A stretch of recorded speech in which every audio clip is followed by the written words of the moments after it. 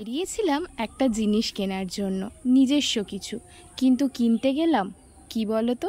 চলো ভিডিওটা পুরোটা দেখলেই বুঝতে পারবে লাস্টে আমরা কি কিনতে গেছিলাম।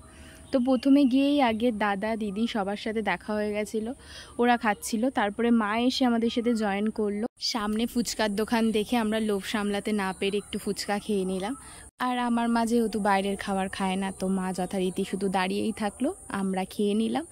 এরপর আমরা চলে এলাম সাইকেলের দোকানে। হ্যাঁ, আজ আমরা সাইকেল কিনতে এসেছি, না আমার জন্য নয়, দাদার জন্য। তো সেখানেই প্রথমে এলাম স্টোরের মধ্যে, দেখলাম স্টোর থেকে কিছু পছন্দ হলো না, তো ওরা অন্য একটা স্টোরে আমাদের ট্রান্সফার করে দিয়েছিল।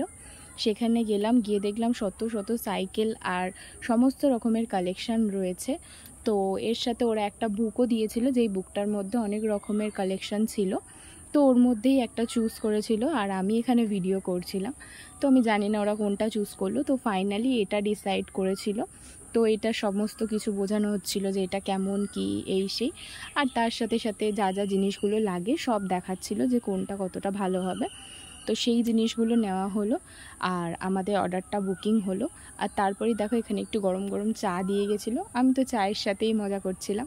এরপর গুড্ডু সব দেখে নিল, সব কিছু করলো, আর আমি এখানে দেখছিলাম ওরা কিভাবে কাজ করছে, মানে পরপর স্টেপ বাই স্টেপ কী কাজ করছে।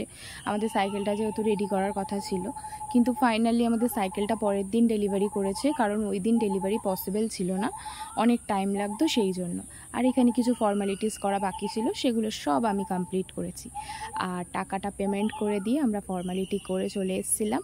আর ওরা নেক্সট ডেতে আমাদের সাইকেলটা ডেলিভারি দিয়ে গেছিলো। তো সাইকেলটা আসার পর তোমাদেরকে রিভিউ শেয়ার করব।